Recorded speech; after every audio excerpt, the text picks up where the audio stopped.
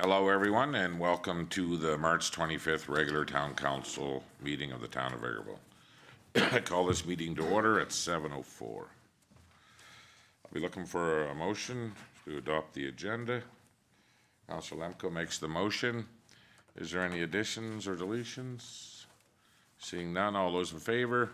Carried. Thank you very much. Up next, the adoption of the minutes of our last regular meeting. Councilor Curtis makes the motion. Any errors or omissions within those minutes? Seeing nothing, all in favor? Carried. Okay, so we're going to start off with some correspondence. We have a few letters from a few ministers here. So CIO Ling, you'll start us up. Okay, the first letter is from the Honorable Rick McIver, Minister of Municipal Affairs, regarding the 2024 budget. So, dear Chief Elected Officials, I am writing to share information with you about Budget 2024, which my colleague, the Honorable Nate Horner, President of Treasury Board and Minister of Finance, has tabled in the Alberta Legislature. You will find below some details about Budget 2024 that are most closely related to Alberta municipal affairs. Budget 2024 is a reasonable plan for a growing province that invests more than $1 billion to build stronger communities across Alberta. Through these important investments, my ministry will continue to support local governments in providing fiscally responsible, collaborative, and accountable services to Albertans.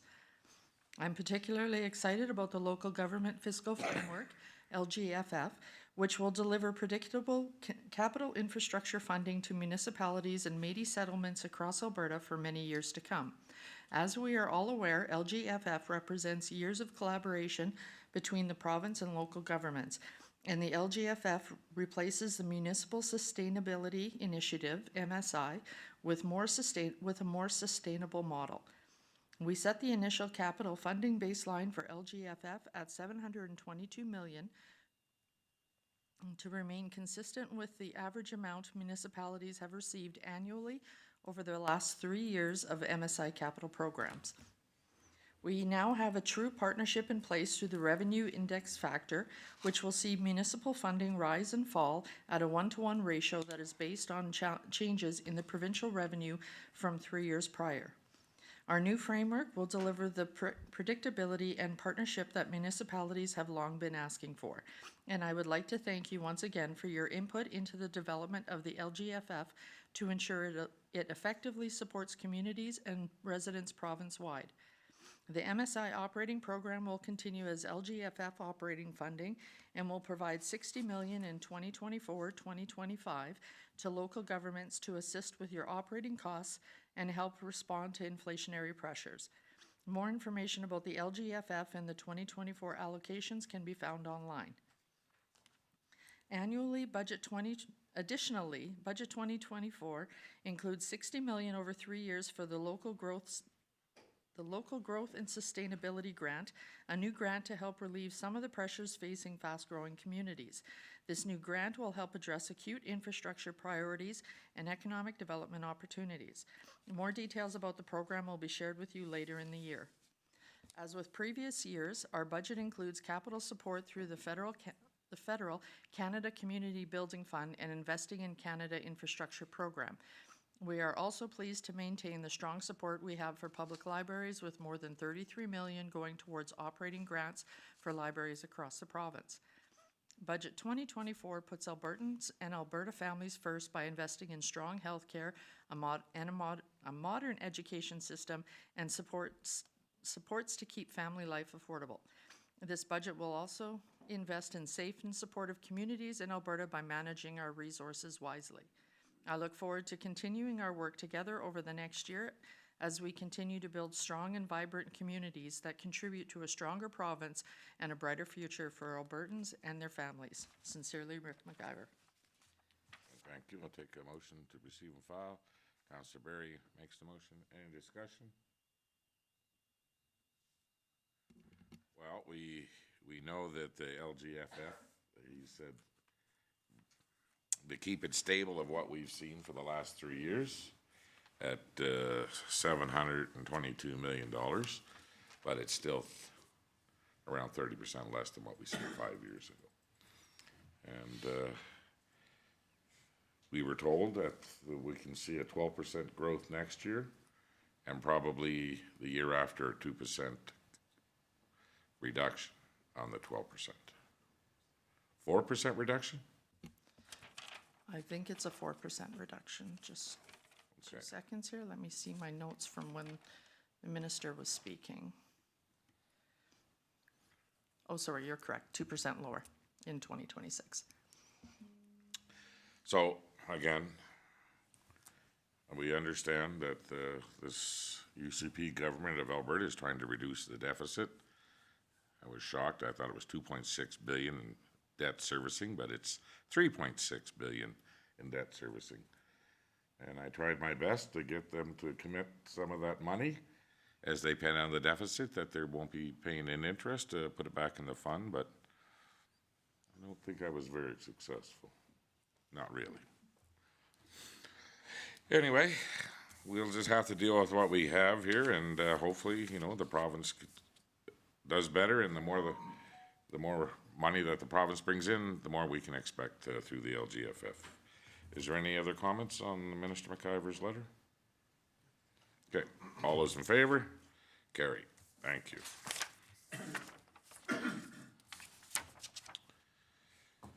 Okay.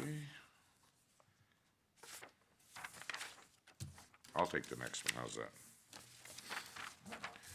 that? Dear Chief Elected Official or Library Board Chair, I am pleased to invite your municipality or library board to provide submissions for the 2024 Minister's Award for Municipal and Public Library Excellence. This program recognizes excellence in municipal government, incentives, and provisions of library services, and promotes knowledge and sharing to build capacity. These awards offer an opportunity to recognize the truly great work happening in communities across Alberta. So I'll read off the list. I'm not going to read them all, but building economy strength, open to all municipalities. Enhancing community safety, open to all municipalities. Partnership, open to all municipalities. Public library service, public library services, red tape reduction. We should put our name in for that one. We're way ahead of everybody else. Service delivery enhancement, smaller municipalities. It's open to municipalities with less than 5,000. Details regarding eligibility and submission requirements are available at the Minister's Awards for Municipal and Public Library Experience webpage. So, have we had a good look at these? Oh, first I should get a motion to receive and file. Thank you, Councillor Rudick. You think if we get an award, it comes with a check? No. Okay. Go ahead, Councillor Rudick. I think it would be great to make an application either this year or next, while we're still in this term, to be able to share some of the story of where we came from and where we are now as a community with regards to our economic resilience. With the closure of the Immigration Center, I had a lot of people ask me, both at the Municipal Leaders Caucus and also at the RMA Spring Convention, asking what happened with the Immigration Center, because we went and asked for their support, but we didn't finish the story. So I had people ask when I was at FCM board meetings too. So it'd be great to be able to come back and share some of the stories, and we're not done yet. But even being able to share some of the stories that we did in terms of bringing together the business community, Chamber of Commerce, some local champions to be able to do the economic resilience training that we did through the EDA, the Economic Developers of Alberta, as part of that journey. So I don't know if that would fit best under Building, partnership. or building economic strength. An Yeah. award will be given for innovation that builds the economy capacity and or resilience of the community and or improves the attractiveness of a community to business, investors, and visitors. The partnership one would also be in there too, so. But we're not done that story yet. We're not done the story yet, but I think want to make sure that we keep that top of mind so we don't miss the opportunity, because people are asking, and we started the story with the ask, but we didn't finish it. Maybe when you write your memoirs. No? Yeah, I can't write a book just for my mom to read. Anyway, yeah, again, we do need to finish this story, and I think we're about a year away, so. Any other comments on the awards? Okay, all those in favor? Carried. CAO Ling, you got the next one. Okay, the next letter, piece of correspondence up is from the Honorable Tanya Furr, Minister of Arts, Culture, and Status of Women. Dear Mayor McPhee, my colleague, the Honorable Rick McIver, Minister of Municipal Affairs, shared your February 7th, 2024 request for assistance in the deaccessioning of the collection of the now dissolved Vegreville Regional Museum. As Minister of Arts, Culture, and Status of Women that is responsible for Alberta's cultural and heritage sites, I am pleased to respond. Community museums are an important way for Albertans to preserve the past and share our histories and stories with visitors. The closure of the Vegreville Regional Museum is, I'm sure, felt in the community. The Government of Alberta does not regulate the collection management practices of private and municipal museums in Alberta. The town of Vegreville has the authority to deaccession the collection of the Vegreville Regional Museum as it sees fit. I recommend that you contact Alberta Museums Association for guidance on appropriate means of deaccessioning and disposal process. The Alberta Museums Association can be contacted directly at the following email. The Royal Alberta Museum in Edmonton may be interested in acquiring certain objects in the collection. Please contact the Executive Director at the following number. Sincerely, the Honorable Tanya Furr. Okay, thank you. Motion to receive and file. Councillor Barry makes the motion. Any discussions? Councillor Barry. Thank you, Your Worship. I just wanted to point out, as you're fully aware in your letter of February the 7th, you had indicated to the Minister that the existing policies that had come into place in the 1980s, were very restrictive for what we would have to try and do.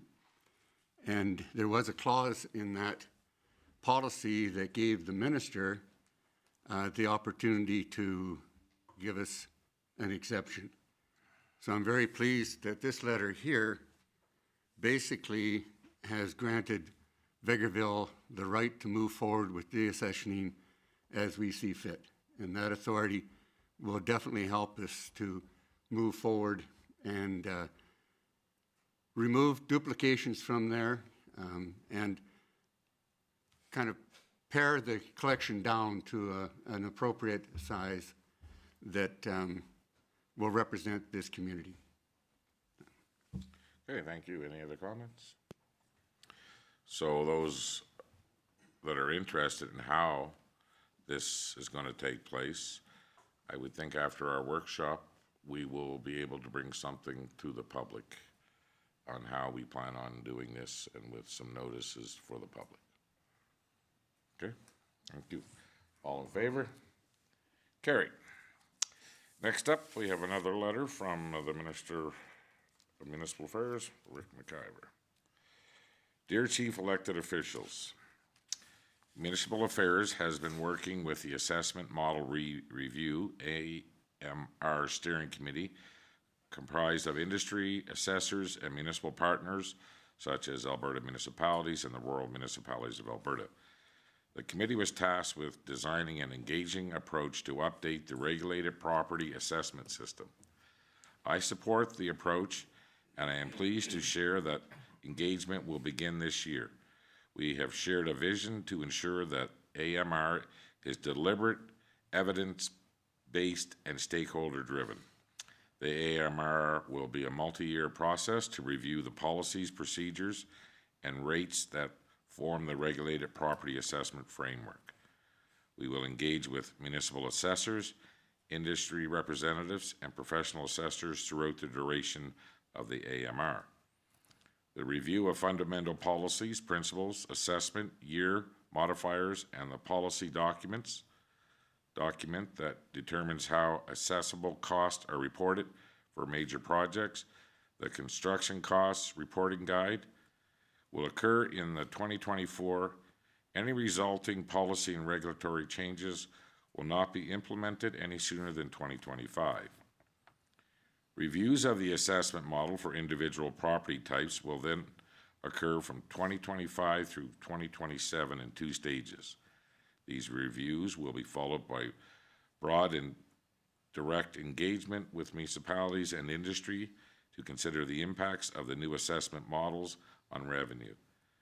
Discussions of potential impacts will also include stakeholder-centered implementation strategies. To be clear, your municipality will be directly engaged on overall results of the AMR and potential impacts.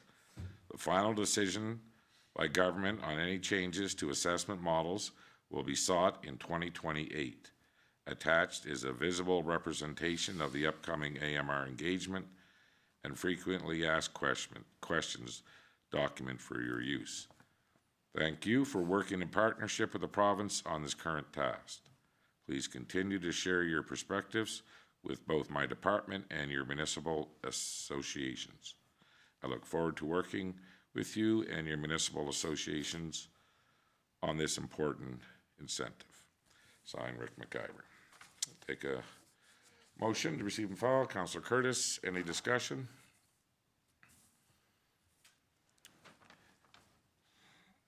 Well, we better get in on it so we understand what the changes they're going to make. We shouldn't just hang back and wait, I guess.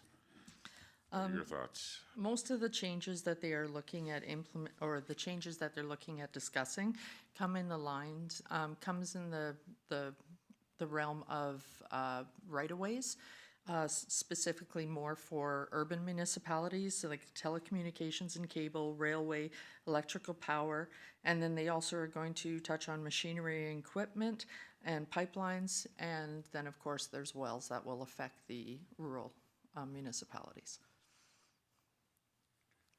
Okay, and again,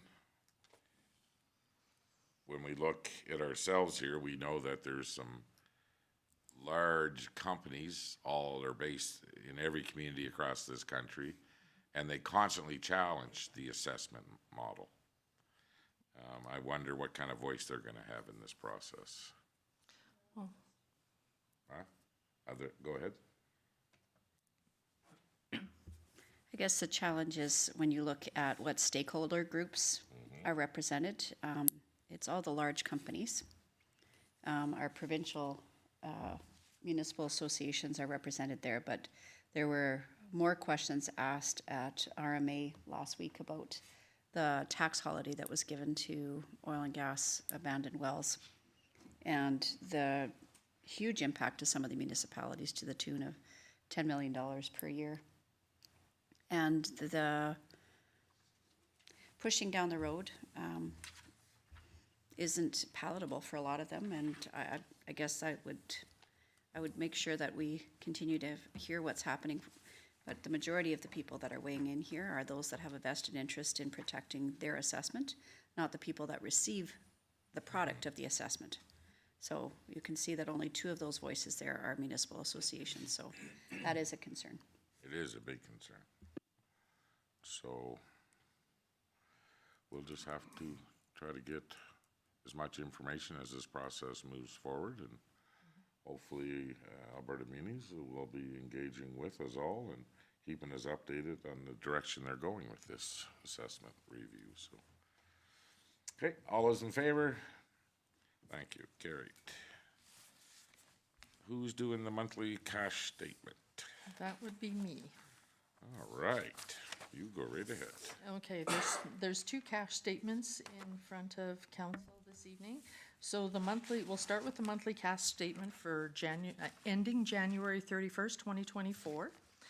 So the town of Vegreville opened the month of January with 8.3 million and closed with 6.5 million, seeing a net cash decrease of 1.8 million. Major sources of cash included 55,537 that came in an FCSS grant. And then we do have some of our ICF payments from the county that came in. So we got $86,660 for our recreation grant with the county of Minburn, and that's the final payment for 2023. And then $78,600 for the fire service agreement, and then $79,602 for the solid waste agreement.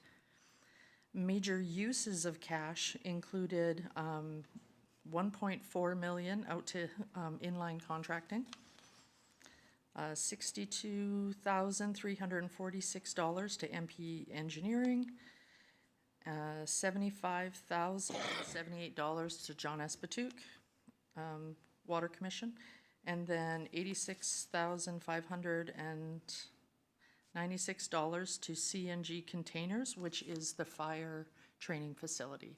It's all set, for the most part, it's all set up, and so when we took delivery, we paid them their final payment. Okay, so in line, other than holdbacks, are we pretty much caught up with where they're at with the stage of construction? Yeah, we are, we're caught up with where we're at with the stage of construction. There's just a couple minor things they have to do on site this spring, and that'll be wrapped up, and that will be a topic, obviously, at the workshop coming up. Okay, and our engineers, what was that number again? 62,346, and that's still to do with Prosperity, so that's one of the, I think that's to do with commissioning. There's commissioning of the lift station and that. There's the municipal infrastructure program that we're also making payment out to. That's another project that we're starting. That also includes some engineering for New Edge, who is putting in the force main and the new lift station repairs. So it's all grouped together. So it's not one lump for one item. It's several invoices. Okay, any question on January's financial statement? Okay, go ahead. Do you want to make a motion on each month? Yeah, we'll make a motion on each month, please. Okay, get a motion, thank you. Councilor Rudick makes the motion. All those in favor? Carried. Okay, so the second cash statement is for the month ending February 29th, 2024. The town of Vegreville opened the month of February with 6.5 million and closed with 5.7 million, seeing a net cash decrease of $80,000. Our major sources of cash included $275,272 in a GST refund.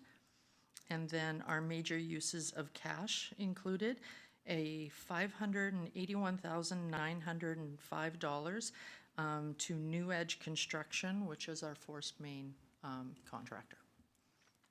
Okay. Get a motion for this one. Councilor Curtis makes the motion. Is there any questions on February? Okay, Director Lefebvre, and New Edge is moving along. Everything is flying out there like it's. Yeah, the project's doing well. We expect to slow down just a little bit here when things thaw out and get soft. But we did have a meeting recently and very shortly we'll be getting back into it, but the project is going well. Okay. So no questions. All those in favor? Carried. Okay, next up, Manager Newt. Thank you, Your Worship. At the March 19th Legislative Services Committee meeting, Council was direct administration to bring back the body worn camera policy with amendments as directed by Council, also known as the BWCs. With myself, the CEO Ling, and our FOIP coordinator, we reviewed the policy and added a couple items here. We added under responsibilities for the officers under section 5.44. BWC video recording shall be documented in the officer's notebook and their reporting file. We've also added under responsibilities, officers will activate the BWC and continue to record all interactions with the public and continue to record the duration of the interaction. We revised section 8 with the exceptions to recording. to include, still with the prohibited with culture or faith, but we have also included that if directed or requested to do so, we'll obstruct the view of that camera to allow that privacy for that individual. And an officer also may choose to cease the video recording, but the officer must still articulate that reason in the officer's notebook or reporting file. And the reason why we kept that in is if we're in an interaction, if we're constantly have public coming up to us, talking to us in a non-negative, non-enforcement matter, we're doing patrols of the parks, we're doing patrols at the festivals that go on, that's going to be a lot of footage, and it's going to be a lot of stuff to go through back and afterwards and to document it. So if there's no enforcement interaction, they have to articulate that. That's why they're not recording. If there's anything that comes up, if something came up, they'd immediately turn on that camera and just say, we missed the first 30 seconds due to this reason. Okay. My recommendation today, Your Worship, is to approve the MOS 2008 body camera policy as presented in your package, sir. Okay. Councillor Barry, would you ready to make a motion? Yes, I'll make that motion. Okay. Any discussion? I've reviewed the changes that you made, and I think they're quite acceptable. I think it clarifies it quite nicely. Any other comments? Oh, go ahead, Councillor Rubik. I appreciate the changes that were made based on the commentary that was held around this table last week in the Ledge meeting. The one question I do have is if there is, this is a little bit different policy than we've had in the past in terms of public engagement or awareness of this. So I just wonder if there is a mechanism in place for us to be able to evaluate the efficacy of it and have some feedback. We don't do that necessarily with every policy that comes forward, but be able to evaluate and see how it's worked for the officers, and then also be able to have some feedback for the public that's engaged, just because in case there are any things that we have not anticipated here. I just curious. We haven't voiced that part of the, like, I'm saying public engagement, but maybe public feedback about this type of technology being used in Vegreville by our peace officers. So that would be my question. I'd be responsible to review all camera footage as a needed basis, but we can definitely put some checks and balances in place that I can definitely review some of that footage and see if there's been any negative impact or a positive impact. We can do that quarterly, just pull a few random files, because everything will be in the file anyways that they're recording, and I have to review those files by legislation. So during those recordings, I'll pull up a few videos and see what is coming back with that. I think what Councillor Rudick's talking about is about maybe after a year of this policy being in place, that we may take a look at it, the negatives, the positives, maybe get some feedback from the public and from your department on how it's working and what our thoughts are, because we don't know it, this is all new to us and to you as well, but there may be some other changes that may need to be made. And there may be some negative comments, or there may be some positive comments from the community as well. So maybe we could, in a year, take a look at how it's worked, and if there's any other changes that may need to take place in this policy. Absolutely. We can bring that back in a year's time after a review of the policy. We can put that on our check and balance as well. Policy will be reviewed in 1 year's time. Okay. You're good? Okay. All those in favor of the recommendation? Carried. Thank you, Manager Newton. Next up, we have infrastructure. Well, Director LaFay will take this on. He's not just infrastructure, planning, development. Yep, thank you, Worship. The topic is restrictive covenant removal, Lot 3, Block 1, Plan 042, 1991. The proposal is to have Town Council remove the restrictive covenant that was made on September 27th, 2006 on Lot 3, Block 1, Plan 042, 1991.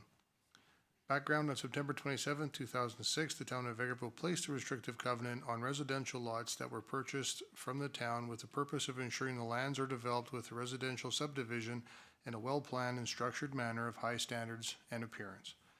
All development guidelines have been met over the last 18 years. We are requesting council to acknowledge the restrictive covenant is no longer required and can be wholly discharged. Recommendation is being made that town council review the restrictive covenant and discharge from title on Lot 3, Block 1, Plan 04209991. Thank you. Take a motion for the recommendation. Council Lemko makes the motion. Any discussion? And we know that all of the requirements have been met, and we've gone through this, so any comments? Okay, all those in favor? Carried. Thank you. Next up, CAO Ling.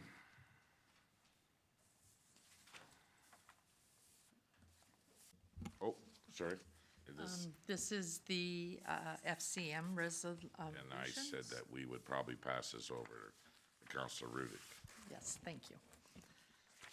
So this is a request for council decision with regards to federal infrastructure funding not keeping pace with population growth. And this is a resolution that has been shared with a number of municipalities across the country. So Federation of Canadian Municipalities is trying to get as many communities to put this into record and share it with our MP and make sure that there's a little bit of public attention about this. So I'll just read. Whereas Canada is experiencing record population growth, having welcomed 1.25 million new Canadians last year alone, and whereas according to the Canada Mortgage and Housing Corporation, CMHC, we need to build at least 3.5 million additional homes by 2030, and municipalities need to build or expand the infrastructure to accommodate this growth, and whereas FCM has estimated that the cost of municipal infrastructure required to support said housing development is on average in the range of $107,000 per unit, and whereas, according to Stats Canada, the cost to upgrade existing municipal infrastructure so that it is in a state of good repair is in the range of $170 billion, and whereas non-residential construction price inflation has risen by 29% since the end of 2020, and municipalities are facing soaring costs for infrastructure projects without a corresponding growth in revenue, and whereas unlike federal and provincial revenue, municipal tax revenue has not increased in recent years along with inflation, economic growth, or population growth, and whereas municipalities are facing a gap in federal infrastructure funding as the 10-year Investing in Canada infrastructure program has come to an end, the Canada Community Building Fund is being renegotiated, and the Permanent Public Transit Fund is set to start in 2026. Whereas the Canada Community Building Fund, CCBF, which was formerly known as the Federal Gas Tax Fund, provides more than $2 billion in annual capital funding directly to municipalities through a predictable allocation mechanism, and municipalities of all sizes use CCBF to deliver direct results for Canadians by building and renewing critical core public infrastructure, including water infrastructure, local roads, public transit, and community, cultural, and recreation facilities. Now therefore be it resolved that the federal government work with agreement signatories and municipalities to maintain CCBF as a source of direct, predictable, long-term funding for local infrastructure priorities, and be it resolved that the federal government commit in Budget 2024 in the next generation of infrastructure programs, including a new program for water and wastewater infrastructure, and an increase to disaster mitigation and adaptation fund, and be it further resolved that the federal government convene provinces, territories, and municipalities to renegotiate a municipal growth framework to modernize the way that municipalities are funded in order to enable Canada's long-term growth. Okay, I'll take a motion. Councilor Curtis makes the motion. Any comments?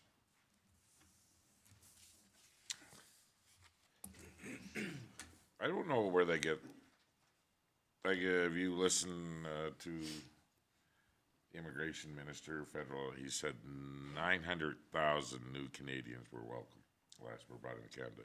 And FCM says 1.25 million in 1 year alone. It's kind of strange, like how people just come with these numbers. But the numbers here are very staggering. The infrastructure that's needed to support these houses, average in the country, is $107,000 for each house. I mean, it's bad enough that the government of Canada is downloading us being a partner in building affordable homes. But passing the 3.5 million homes to be built, where is this, $170 billion of municipalities? How are we supposed to get that money? So we will definitely be supporting this. Any other comments? Okay, all those in favor? Carried. Okay, so we'll leave this last one for you, CAO Ling. Last two, actually. 2. Yes. Oh, there is another one there. A second page. So this request for council decision is on the topic of declining fire department services across Alberta resolution. The proposal is to second the proposed Alberta municipalities resolution being brought forward by the Village of Manville. The background, the Village of Manville is putting forth the attached resolution for AB municipalities to bring forward during the fall convention. The Village of Manville is hoping to have this resolution passed and advocated on with the provincial government to collaborate with the federal government and fire underwriters survey. In 2024, AB municipalities introduced changes to the resolution process, requiring resolutions to be represented by 2 of the following categories: a population less than 2,500, population between 2,500 and 10,000, and then population of greater than 10,000. As Manville meets the requirement for less than 2,500 in population, council support will validate the resolution to allow it to be considered as the town of Vegreville falls within the 25 to 10,000 population range. The communication strategy, if council supports this seconding of the resolution, the Village of Manville will be notified in writing of the motion to second and the proposed resolution in a timely manner to allow Manville to meet the May 31st, 2024 deadline with Alberta municipalities. The recommendation is that Town Council second the proposed Alberta municipality resolution brought forward by the Village of Manville titled Declining Fire Department Services Across Alberta Resolution. And I thought I had a copy of it here.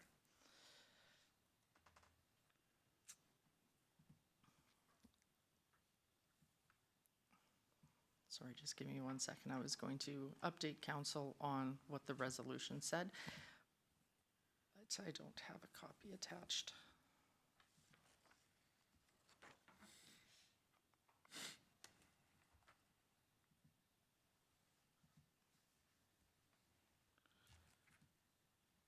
Be it resolved that the federal government convene provinces, territories, and municipalities to negotiate a municipal growth framework to modernize the way municipalities are funded in order to enable Canada's long-term growth.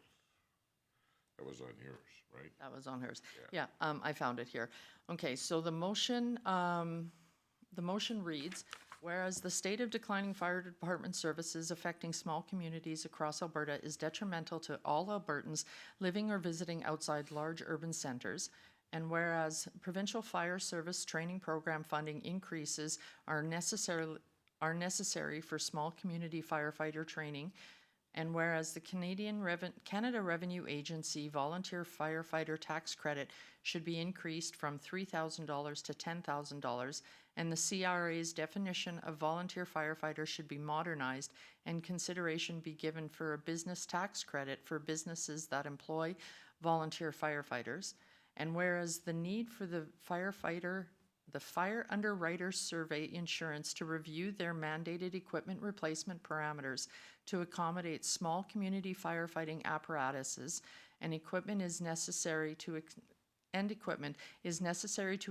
the frontline status from 15 years to 20 years or beyond, and whereas the federal government's former Joint Emergency Preparedness Program for fire emergency training and equipment should be modernized and reinstated, and therefore be it resolved that the Alberta municipalities advocate to the Government of Alberta to collaborate with the federal government and Fire Underwriter Survey for the purpose of assisting municipalities to retain fire services by recruiting firefighters and addressing the declining fire department services affecting small communities across Alberta.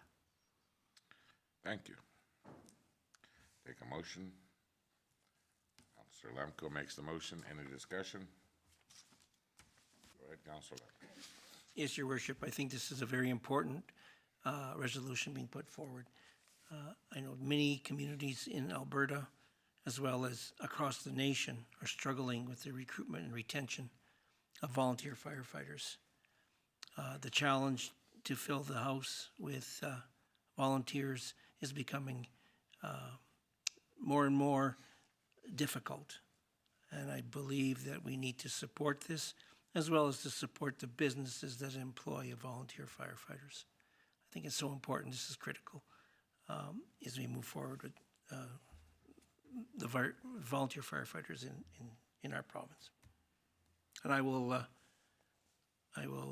be honored to second the motion at Alberta Munis. And you'll have 2 minutes, I do believe they give you. To 2 whole minutes. support the motion. No problem, sir. And also it's very crucial within this is the equipment itself, and we know what we're looking at for the next fire truck that we've already ordered. And trying to, meet the guidelines within the years of service that they're recommending, and smaller municipalities just don't have the tax base to be able to order these trucks that they're talking about without a little more help, so this will be an important resolution, and other than large cities, I don't see why most municipalities wouldn't support it, so we'll see when we get there. All those in favor? Carried. Okay, CA Ling, you got one more. Okay, this next request for council decision is regarding the attached letter from the Vegreville Library Board. The proposal is to reappoint a board member to the Town of Vegreville Library Board. The members of the Town of Vegreville Library Board have approved Crystal Ralph to serve on the board for her second 3-year term to end April 17th, 2027. With the reappointment of Crystal to the board, the library board will have 7 out of the full complement of 10 members as per the Library Act. The communication, a letter will be drafted to both the Town of Vegreville Library Board and Crystal acknowledging the reappointment to the board. And the recommendation is that Town Council reappoint Crystal Ralph to the Town of Vegreville Library Board for a second 3-year term ending in April 17th, 2027. Thank you. Okay, well, Councillor Barry. Okay, I see here that they're interviewing a few more people right now. They have 7 of the maximum 10 on the board that they need. Okay, well, if someone's willing to stay on another 3 years, it's a good deal. Okay, all those in favor? Carried.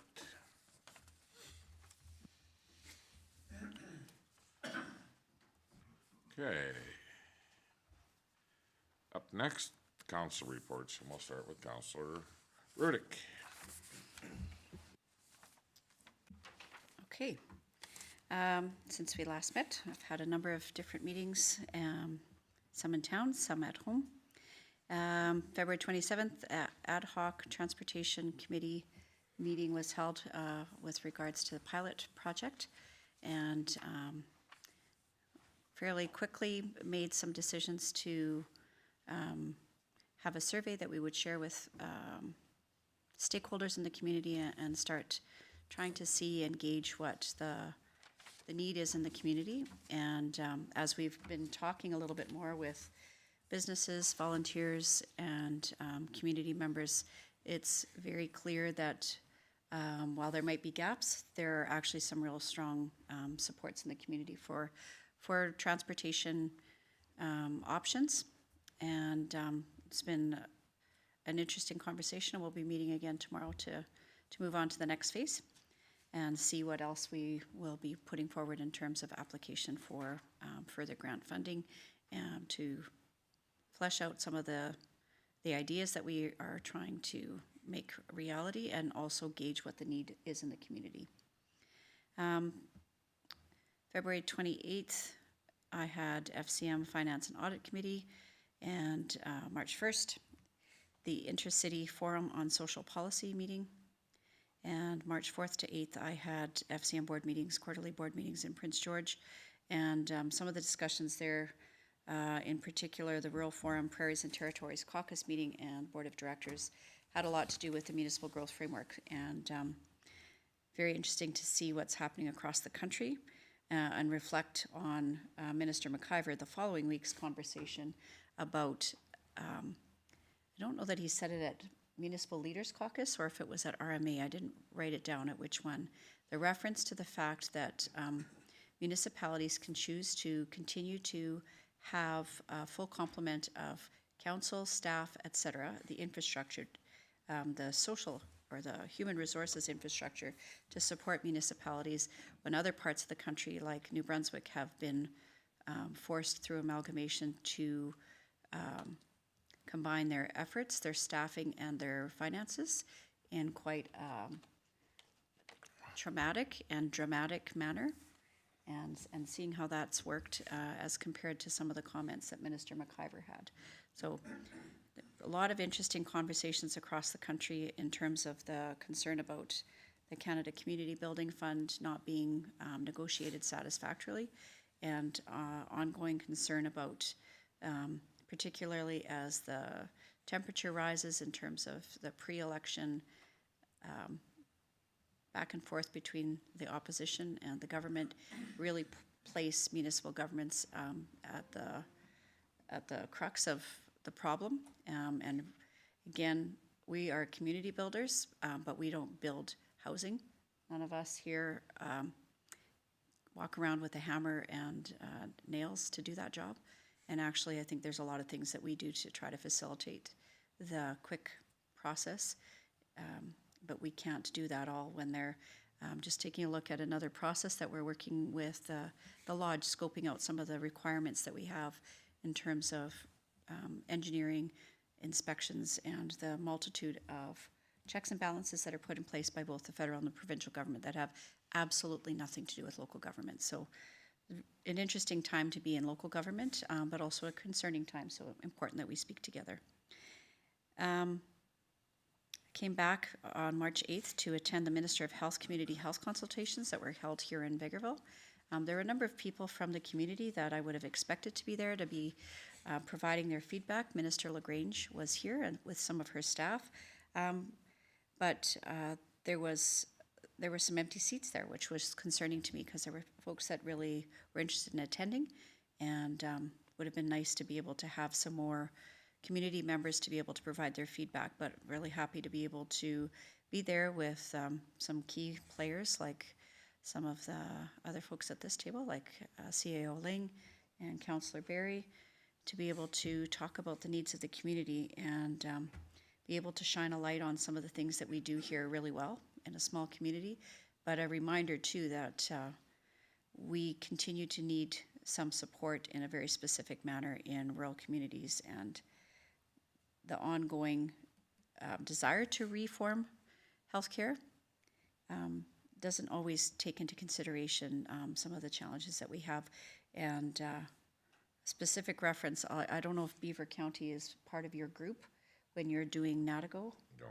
So one of the resolutions that came forward at the following week when I was at the Alberta Seniors and Community Housing Association in Calgary was a resolution from Beaver County that asked specifically for home care to be provided within lodge accommodation. And that's not being accessed across the province equally. So depending on the zone, seniors in lodge living that require a little bit of assistance through home care are not able to, depending on their zone, which means that they're leaving lodge living and getting escalated quicker than they need to, or getting put into hospital, which is extremely expensive.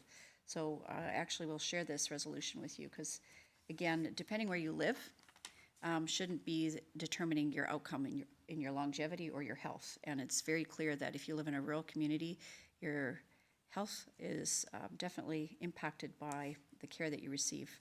There was some negative comments in our community regarding this, the meeting with the Minister LaGrange. And it wasn't the town of Vegreville that put this on. It was our MLA and the government of Alberta, but they really never took it to the public. And I know that LaRubtash was very upset, and some other members that she's of our community phoned me and asked me why this, but it didn't fall to us. We were invited at the last minute, then we were told the minister wasn't even gonna be there, and then the minister was there. So I just want everybody to understand that this was not a function of the town of Vegreville.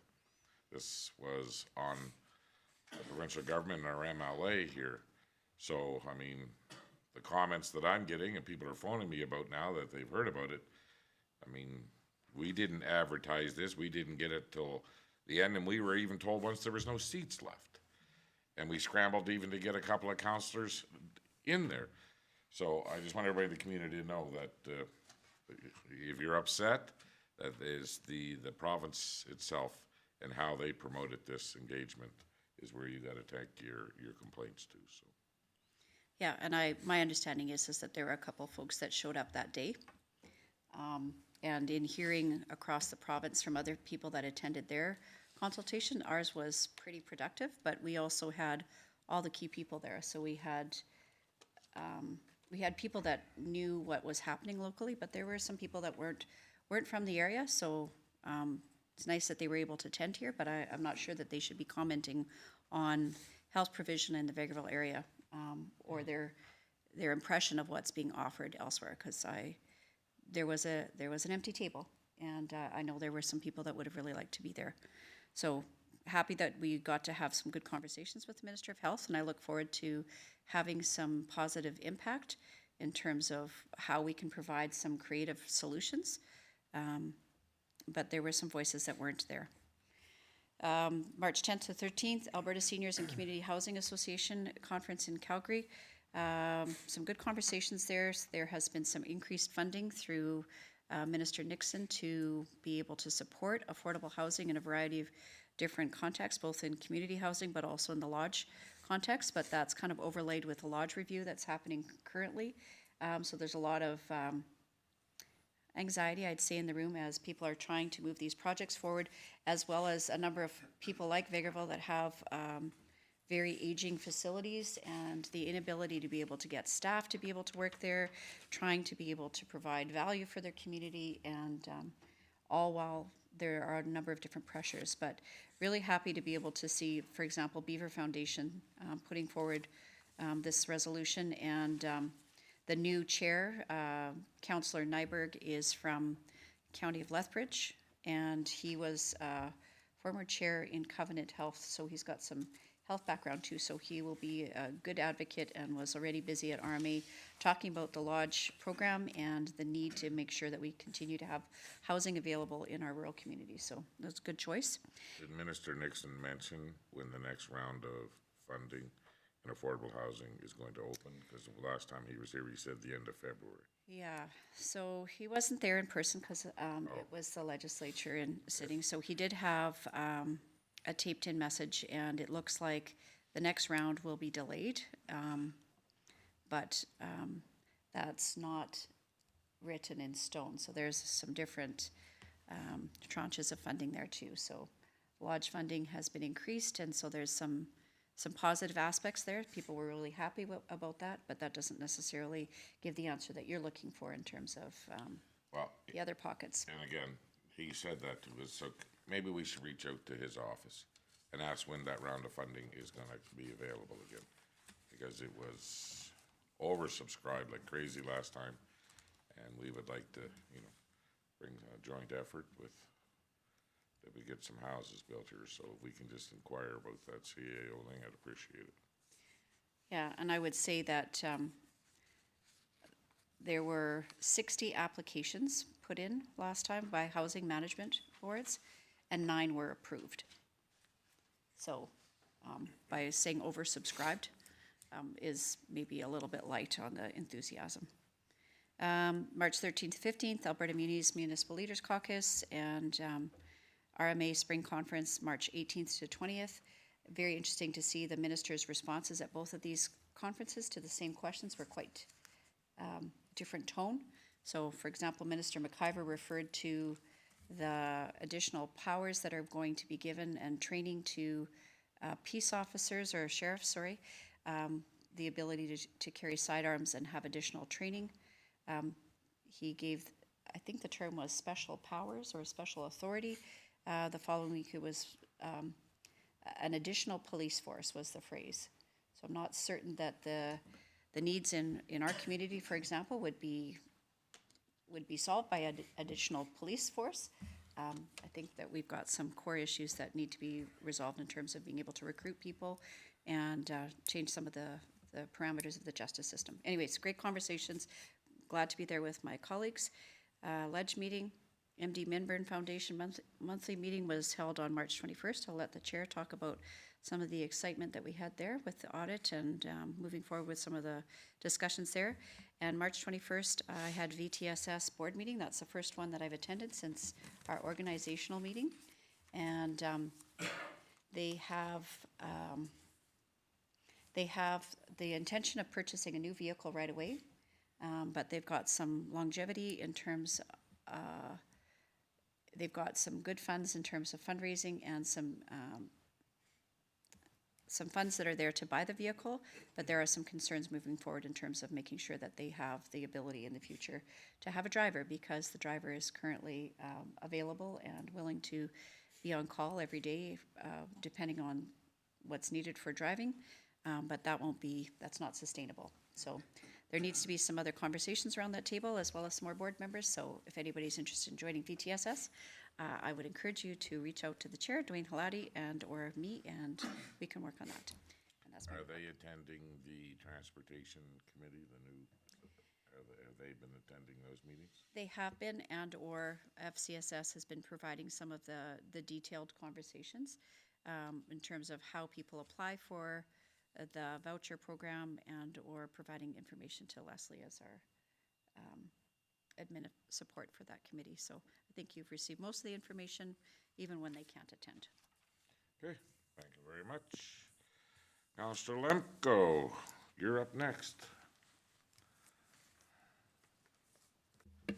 Thank you, Your Worship. Looking at my my report, it does comprise a page and more of meetings I've attended, so I'll highlight some of the items, and we'll go from there. We met as a MD of Minburn Building Committee meeting a few times this past month or so, and as we move forward with the submission of our application for the intake that's coming, we believe, from indications I've had with the project manager on this team, we're looking at a September next intake for the proposals. And Councillor Rudick mentioned the 60 applicants. There's actually 68 applicants, nine received funding. The challenge with that is that as foundations, we shouldn't have to be investing the kind of money that we are to get these projects up and ready to submit. We're competing with all the other foundations.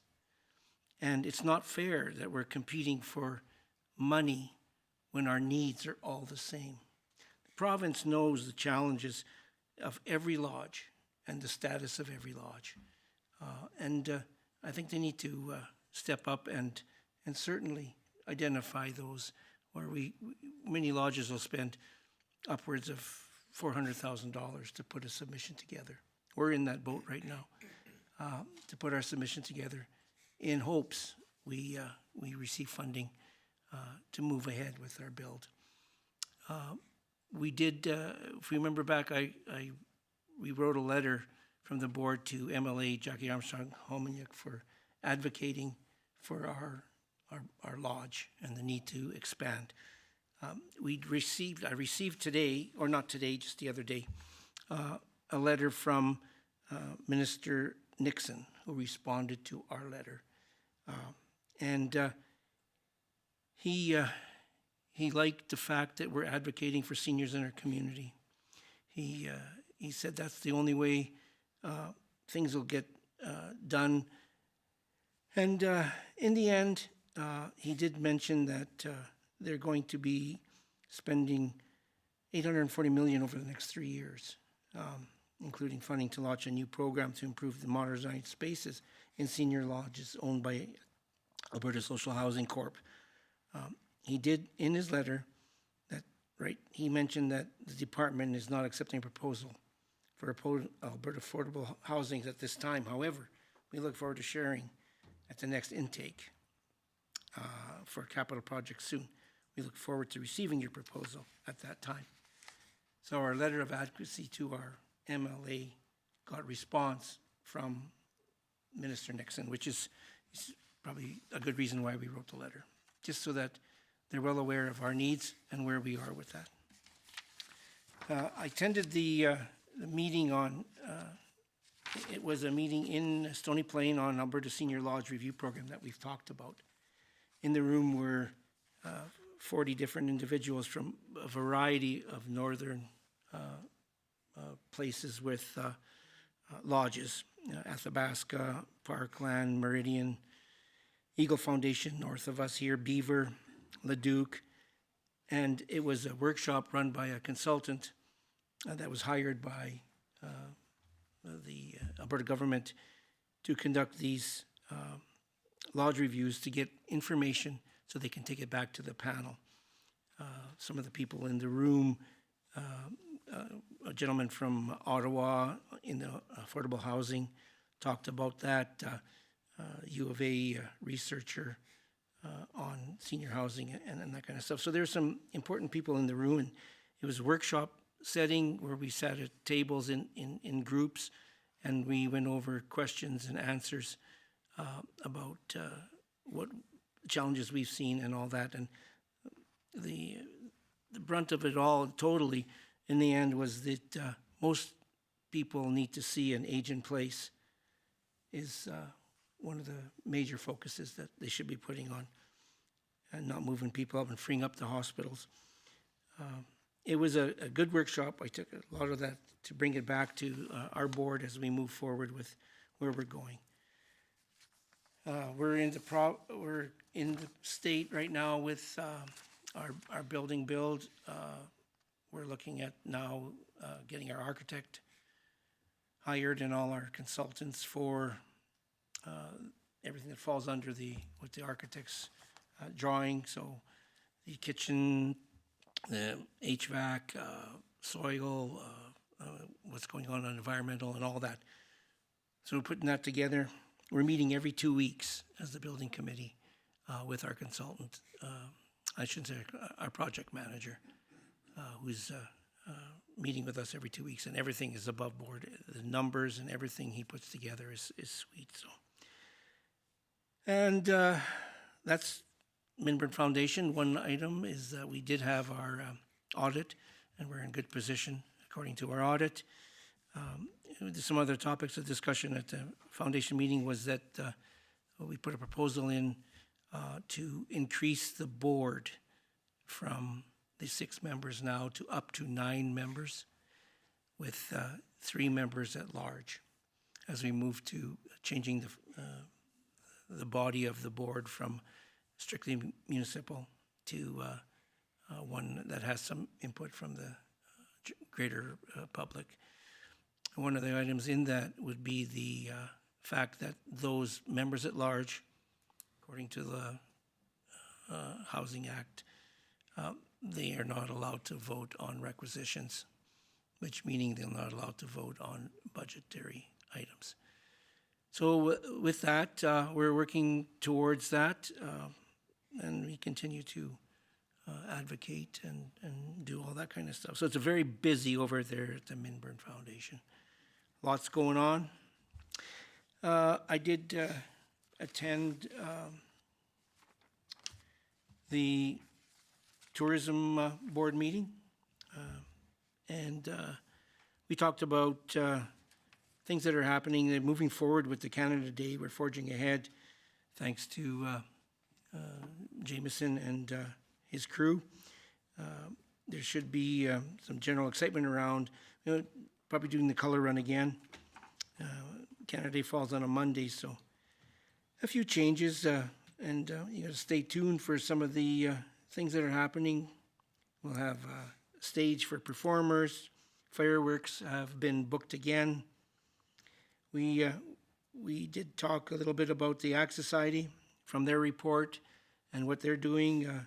They've got a grant for rebuilding the grandstand for $140,000. So that's nice to see that aging facility get some upgrades. Sanka Market will go again this year, June 20th to August 29th.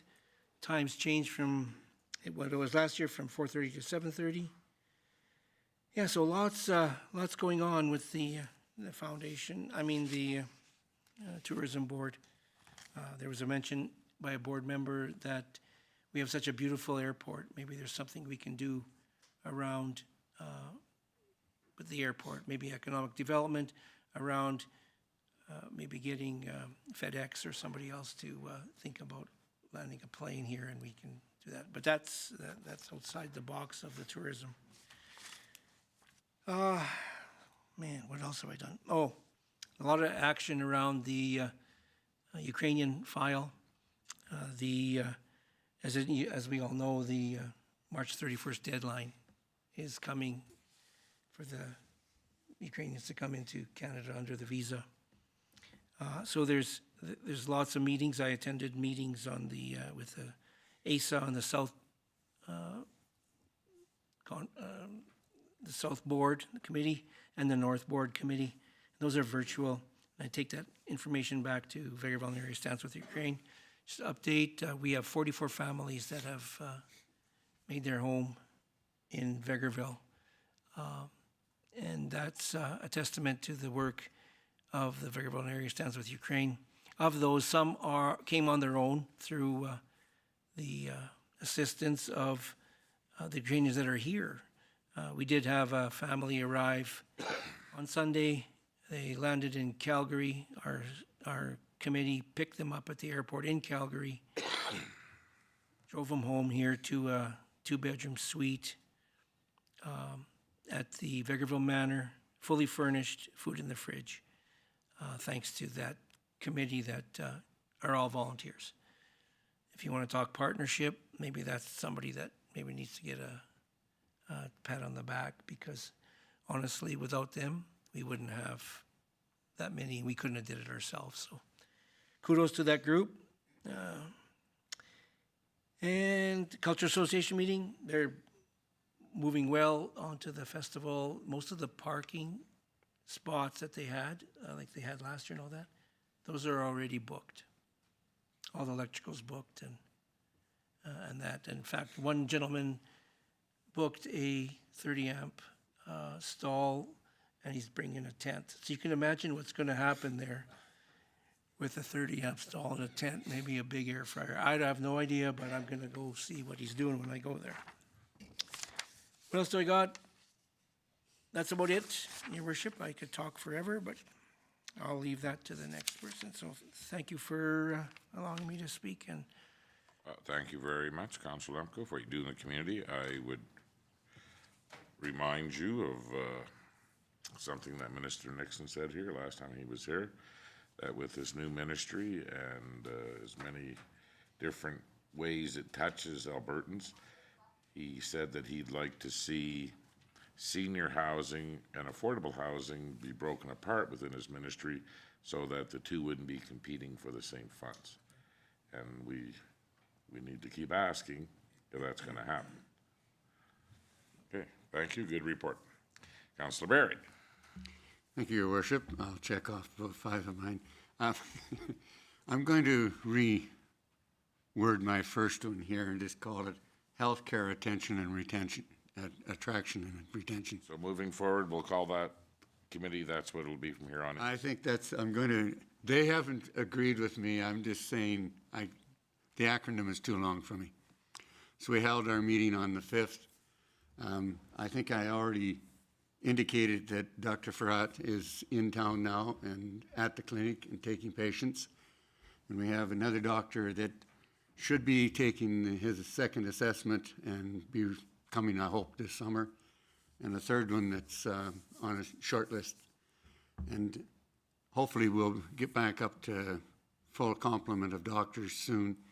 But I will say that the nurse practitioner system is allowing them to be able to do the walk-ins a lot better too. The other thing that we're planning that's going ahead very well right now is a skills day for May the 15th.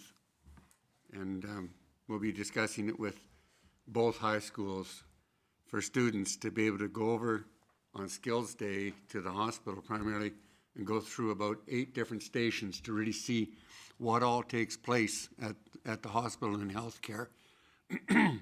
Past years, it's been very, very informative to them. And in our community and in a couple of communities not too far from us, it has encouraged students to take that type of a career path into one of the healthcare areas. Ledge meeting on the 5th as well.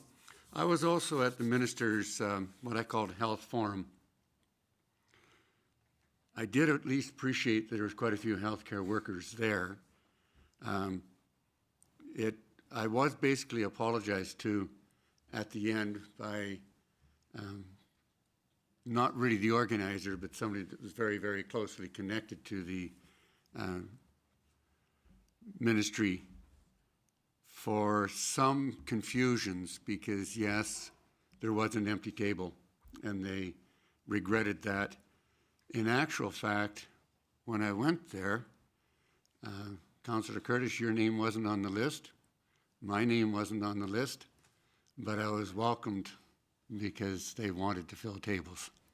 And the apology came to me afterwards when they found out that neither you nor I were on the list, that this was part of the confusion, that they should have been able to get better communications and make sure that every table was filled and that council shouldn't have been left to the last minute to be represented. But I will say that at our table, I thought we had some very good open communications. And we did emphasize at length that the whole process of getting healthcare workers into a community, particularly a rural community, really is not working. And they were making notes on it as to some of the things that we were saying in terms of getting them here, getting them qualified, getting them through their assessments, and getting them into the clinic a whole lot faster than 9 months. So I think that there's a few other suggestions along that lines that they were taking quite seriously, I thought. So we'll see. I will have to say we were about number 40 in the number of meetings they've already held, and they're holding another 22 across the province. So if they don't get some good input out of all of that, then they're not listening, because I think the people are talking. Anyway, on the 13th, a few of us were at St. Mary's High School for a check presentation. That was the first one, I guess, for the first group that organized a sporting event that brought quite a number of people into town, and I thought it was well organized. On the 13th, I was at the Ag Society meeting, and they are really forging full ahead for a lot of events over the course of the summer. The corn maze being one of them. We're having some meetings right now because the 4-H club, the young folks are going to help us do some of the decorations and spruce up some of the things that got damaged last year. So we're going to get them involved on their break right now this week, getting them to think outside the box and design their own displays to go into the maze. They are talking about a beanbag competition, but there's another one that they were actually trying to coax me into, and the letter may come yet, and that's the chicken race. And they're actually trying to encourage a couple of councillors to take on a challenge from a couple of the board members of the Ag Society to do this chicken race. Oh, I'm sure you could run faster. And I know that they would love to see me in it because I don't drink beer and I can't run. So they're trying to put me up on it. From what I understand, you get into some type of a costume, you run around some obstacles, chug a jug of beer, and try and make it back to the finish line. I don't think I'm up to that. But Not I'll tell you, everybody wins these events. I'll tell you, they do have some smart ideas that I think people around town are going to want to get out and watch. I was also at Alberta Munis, and I thought some of the sessions were really good. The ministers' forums were okay, but one of the ones that struck me the most, and I don't know why it would, and that's the pending drought that could hit southern Alberta. When the environment group showed the slides of areas that I'm very familiar with, when you see the Old Man River and you see the Old Man Reservoir practically dry, that's frightening as to just how low the water levels are going to be. And they said the St. Mary's Reservoir as well, that the intakes for the irrigations are dry. They're above water level right now. So I do think that we have to severely hope that this snowstorm we just got and maybe some good rains will help them out down there. The next one that I was at was the Vermilion River Watershed, our standing committee and our TAC committee. And we also talked about the drought situations, and it's not going to be as bad for the North Saskatchewan River because we don't have the same flow regime, so the water levels probably won't be quite as low in our area. But the North Saskatchewan River definitely services an awful lot of communities. And so it's a very large uptake of water from the river on a daily basis. So we could still be impacted where we're requiring some special measures, even this far north in our area. We're also taking a look in the TAC, that's the Technical Advisory Committee. So on that one, we have a broader range of individuals in the meeting, including the North Saskatchewan Watershed Alliance. And there we're talking about getting the document, the status of the watershed is being updated this year, and some other technical documents that I'm certain you want me to skip over. Ledge Committee on the 19th and tonight's council meeting, and I'll leave it at that. Thank you. Thank you. And could you just, so we'll all know, how are you going to be referring to the retention and recruitment, the committee again, just so that we'll all know what you're talking about?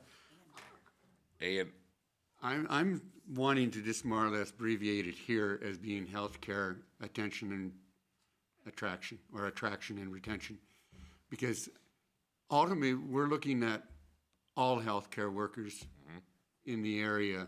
You know, when we use the acronym where we're saying professional healthcare, we need to do things that encourage nurses, and I'll skip back real quickly because we did bring that up as well with the ministers group, that childcare is one of the aspects that is hindering attraction and retention, and pointed out that we have lost nurses because they can't have childcare in town right now, that we're short. So there's a lot of different areas that we need to be thinking of when it comes to trying to attract healthcare workers, not just doctors, not just nurses, but overall healthcare workers, and then to retain them here. And I think that we put it across pretty well in that forum that rural communities really take a back seat to the cities, and that they need to start doing everything they can, start recognizing that the rural communities need a lot more assistance. And they need to actually start thinking of what the rural can do for the urban areas instead of the other way around. So that's, to come back to that healthcare attention and attraction and retention is all I'm gonna try and Okay. use. Just just thought abbreviate up that There might be long. another acronym that we could use in-house here, but Well, that's I wanna fine. start talking with them. We are actually having a workshop with that group on April the 3rd. And some of these things, I want to bring that up as one of the things, is to come up with an acronym, and so that when we say something simple, everybody understands what it is, instead of having half of an alphabet to try and trip over. Well, I wish you luck with that. Thank you Okay. very much. Counselor Curtis. Thank you. Sarah, for me, March 5th, we had our ledge meeting, and then March 14th and 15th, the AB Muni Spring Caucus. For me, it was really good for me, the EPCOR presentation about what happened to their water facility.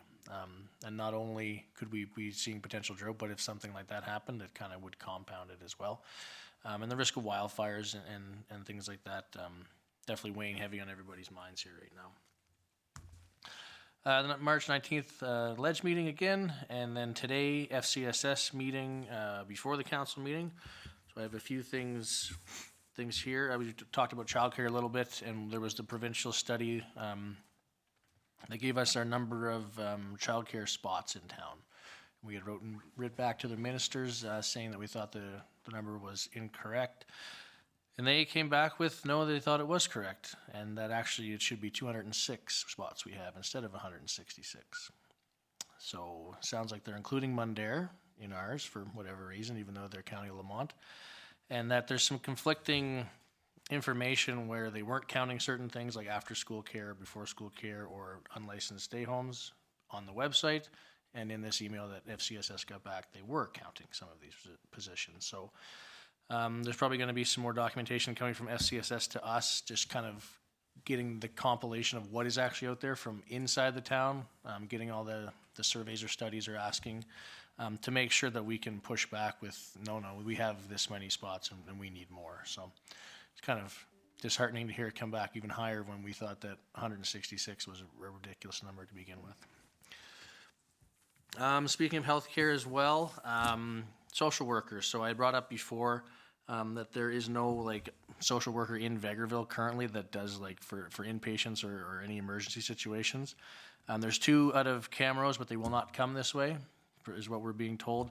So FCSS is advocating to St. Joe's, Covenant Health, that we need a social worker as well. The social workers out of Camrose that call and ask for our help at FCSS to go help these people in need have communicated verbally that Vegreville is a high needs area, so hopefully we can get their support in pushing this issue. As well, we may be looking for grant funding to get a community social worker brought into town through FCSS. So hopefully that goes forward, because either way we need that, and mental health and everything is it's big right now. It's all over the place, so social worker I think is definitely needed. On a more positive note, there's a regional nonprofit event happening Monday, May 27th at the Sunshine Club from 9 a.m. to 4 p.m. This is a collaboration of FCSSs all around. I think there's 7 local FCSSs that will be part of this. They have some sessions including grant writing, fundraising through Alberta Community Development Unit, and then there's a social media marketing and literacy session. Not sure who's doing that. It might be Jameson Brown, who's with us today. So everybody's very excited for Jameson to come and beef up some of these groups that may not have the best social media skills, or how to get more volunteers coming through. So that'll be great. As well as there's a session for volunteer recruitment and retention, which we always talk about, hard to do, hard to keep people. So there's some ideas there. Another thing is there's keynote speakers, Doug Griffiths, and also Brenda Robinson, who will be there to speak to everybody and give a motivational speaking and some ideas on what volunteering means to them. And last but not least, FCSS is looking to fill some positions. There's a few people down there that will be on maternity leave very soon, so we're losing a few coordinators, Latanya and Elizabeth. So they'll be posting for that coming up pretty quick, and as well, the FRN programmer should be going back to school, so they'll need another spot filled there. So lots going on, and hopefully they get those job postings out, and we have a lot of people interested. That's my report. Thank you very much.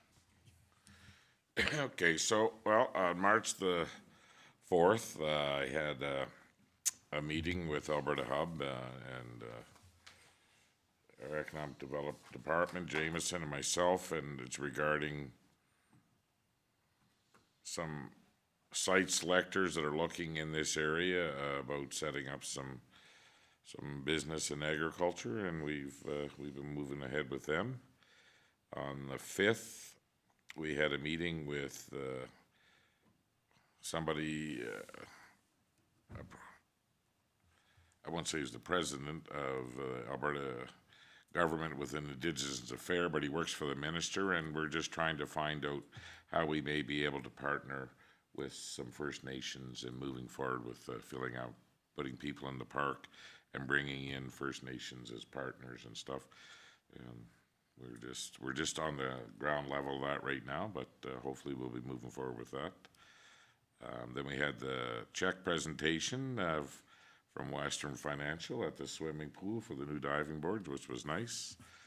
The Ledge meeting on the 5th, St. Mary's School, where we, our first incentive that went out for somebody hosting a provincial tournament here, and it was very successful. I want to thank St. Mary's, the staff and the students and the council, student council over there for taking that on, and I really hope that all the businesses in town, the hotels, the restaurants, the gas station, everybody appreciate how much work that St. Mary's has put in to make this community as busy as it was.